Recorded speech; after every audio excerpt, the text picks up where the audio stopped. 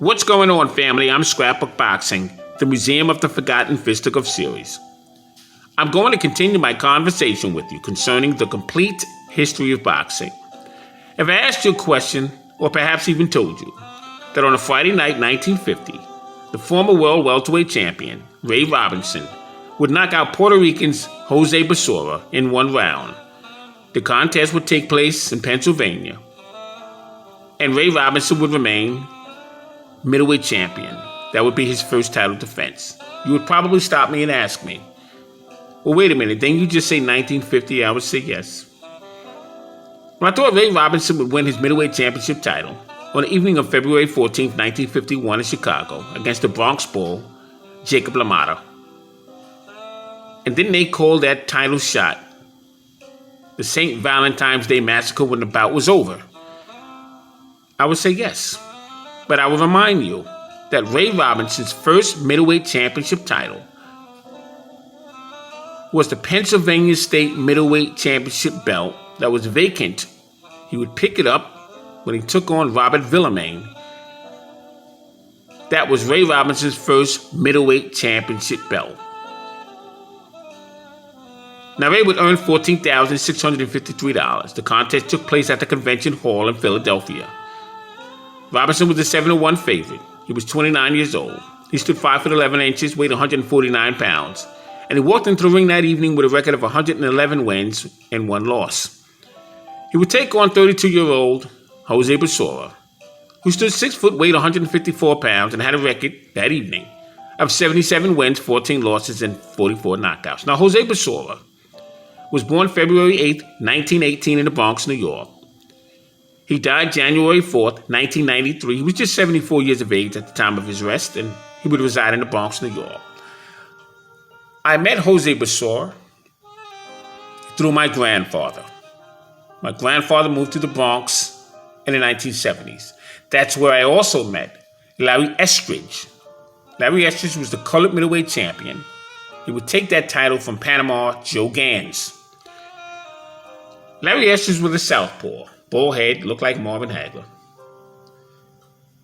And he would lose his title, not on the scales, not in the ring, but through politics.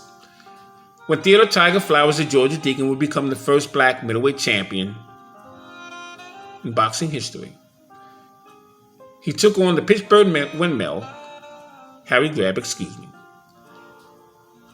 That contest took place in Madison Square Garden in 1926. Well, then Larry Estridge's title was not frozen, it was abolished.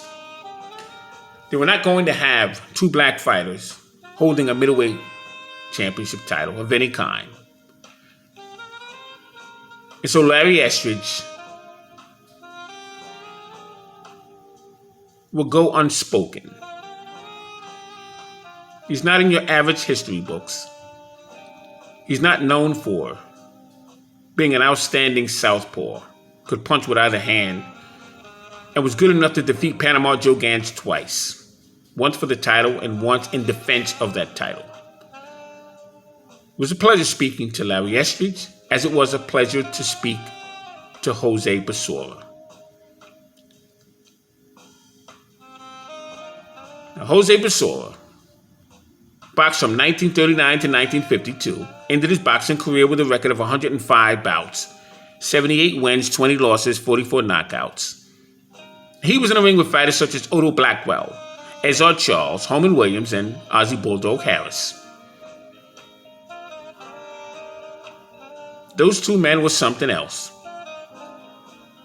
And hopefully they get more recognition as time goes by. They surely deserve it. Rocky Marciano, March 24th, 1950, found himself defeating a Bronx, New York native named Roland Lastaza, defeating him in 10 rounds in New York's Madison Square Garden. And Roland Lastaza had a cut over both eyes, had a bloody nose. He was down in the 4th round, in front of 13,658 spectators. They would collectively invest $53,000 of that money, $733, to watch these two men do what they love to do best. The referee, Jack Watson, scored it 5-5, had it even.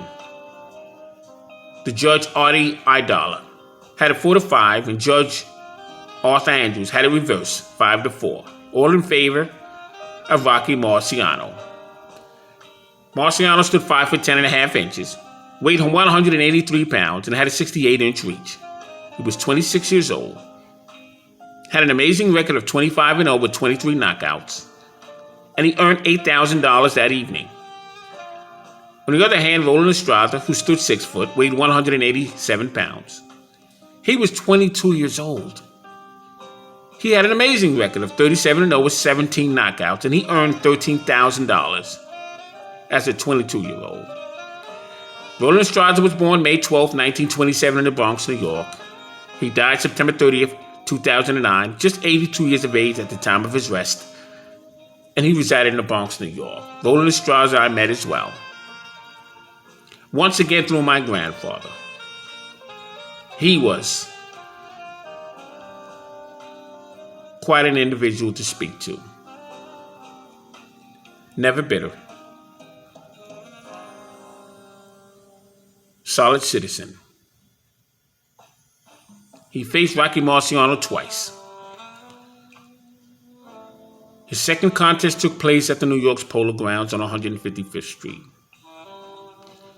Roland Lastaza fought from 1947 to 1961. Had a total bout career of 66 contests, 57 wins, 9 losses, and 27 knockouts. But between July 7th, 1947 and December 2nd, 1949, 22-year-old Roland Lastaza had an amazing record of 37-0 with 17 knockouts. He is not often discussed, and I don't think he's as appreciated as he should be. But on his day, everyone knew who Roland Lastaza was. Everyone in New York appreciated Roland Lastaza. They rooted for him, as they should have. Roland Lastaza had an amazing family. He was quite a fighter. It was an honor for me to meet Roland Lastaza, as it was an honor for me to meet Jose Besora and Larry Estridge. Shout out to all three of those men. What an amazing job they've done in their career.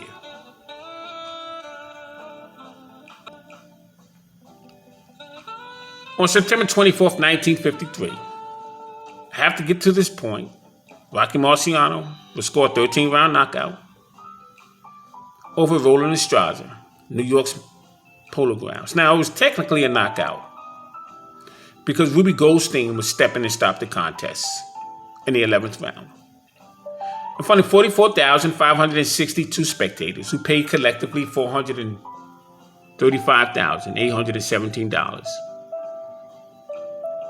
That contest did amazing. It was in 45 movie theaters, 34 cities.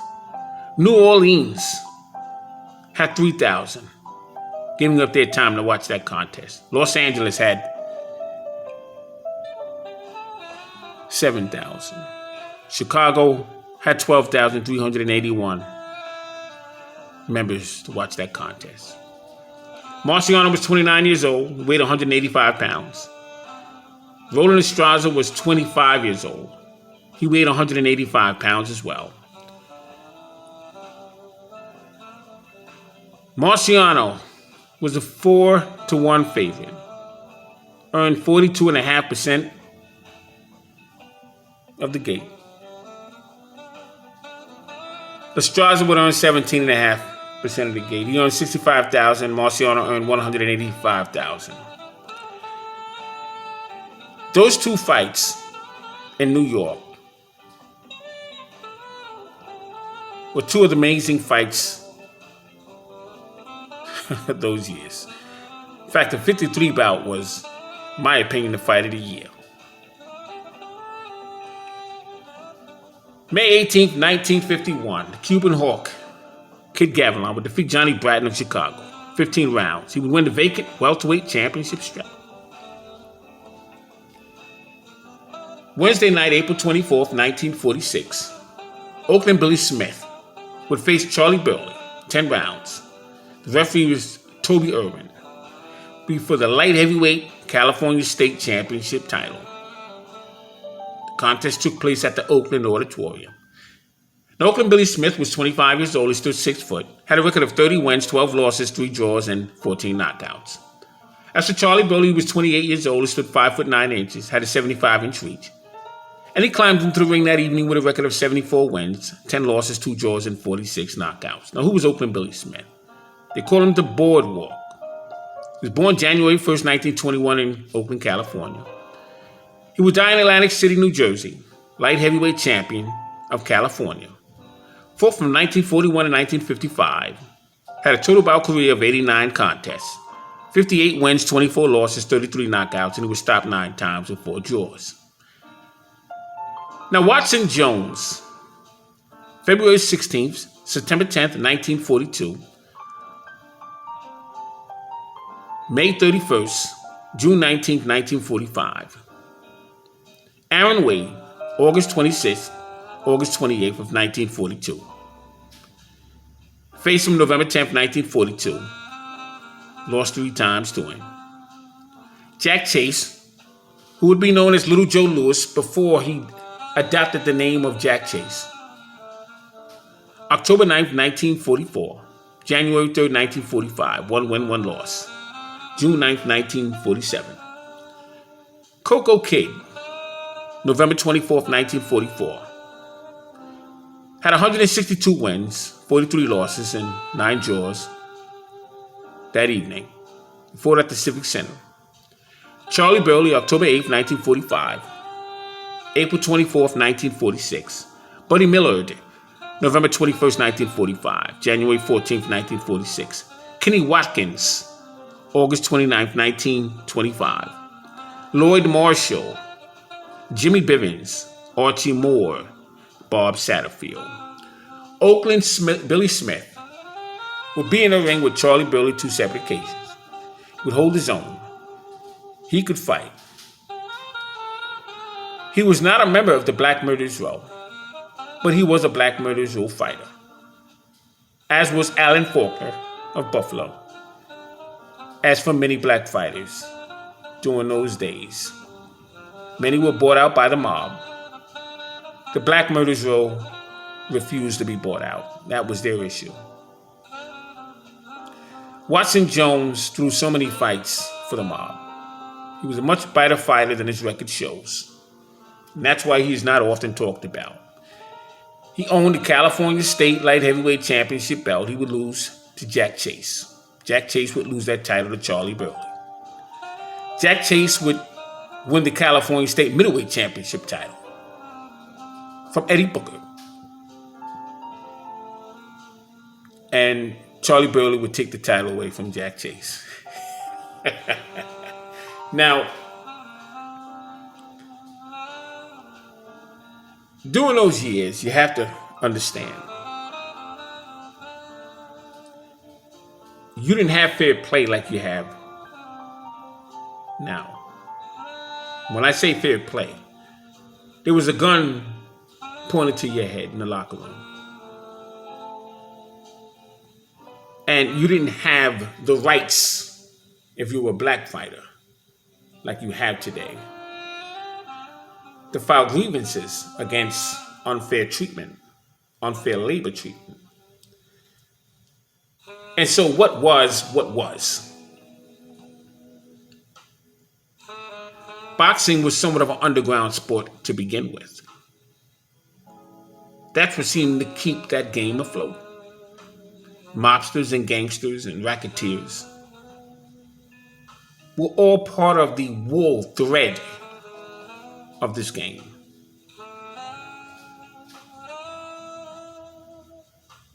Charlie Burley, Jack Chase, Coco Kid, Eddie Booker, Little Tiger Aaron Wade, Lloyd Marshall,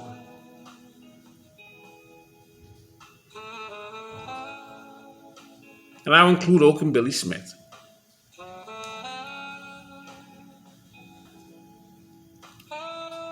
Many great fighters during those years.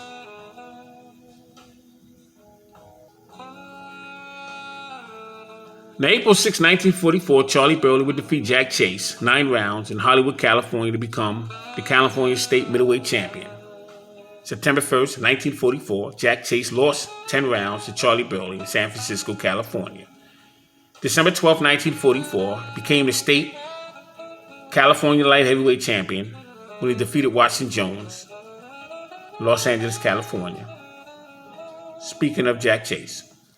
September 30th, he lost 10 rounds to Lloyd Marshall in Hollywood, California. October 20th of 1944, he lost to Coco Kid in Hollywood, California in 10 rounds. Look at the activity these men would have with one another. Black Dynamite Jack Chase. Isaiah James was known as Little Joe Louis. Born in 1917 in Texas, he would die in 1972 in Washington, weighed 140 to 178 pounds, loses California State Middleweight Championship title to Charlie Burley, defeated Eddie Booker for the California State Middleweight Championship crown. He would take Watson Jones' California State Light Heavyweight Championship title. Coco Kid Herbert Hardwood, was born January 17, 1913, he was a Puerto Rican fighter who would have 161 wins, 53 losses, 10 draws, and 42 knockouts under his belt. January 7, 1932, he fought Baby Jack Rowland, defeated him in 10 rounds. August 24, 1932, he would take on Pete Herman, knocking him out in 6 rounds. February 20th, 1933, he lost to Louis Kid Kaplan for the New Haven, Connecticut championship title. March 17, 1933, he fought Johnny Jadek, who would become a junior welterweight champion. Defeated him in 10 rounds, New Haven, Connecticut. Would also take on Wesley Ramsey, August 31st. Took on Jimmy Lato. Lou Ambers, lost 10 rounds, December 5th, Providence, Rhode Island. October 16, 1934, Hartford, Connecticut. KO'd in 7 rounds by Bat Ballanino, who would become a featherweight champion. Fascinating fighter, by the way. His bout with the Fargo Express was a phenomenal contest. Burt Littell, another member of the Black Murderers Row.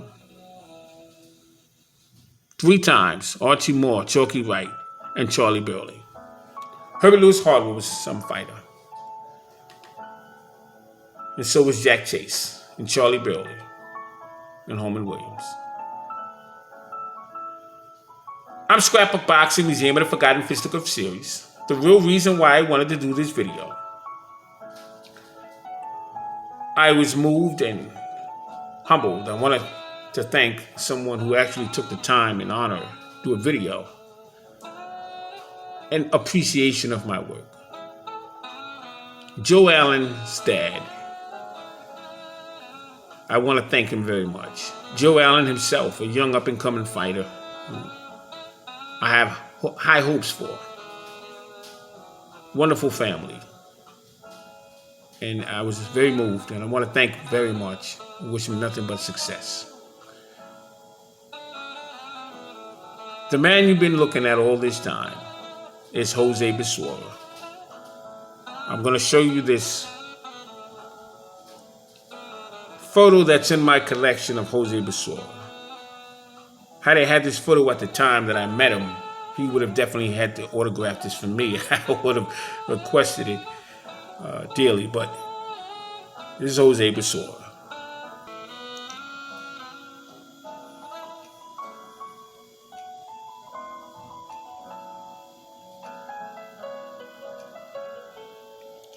Thanks for listening. Be well. See you in the next conversation. Peace.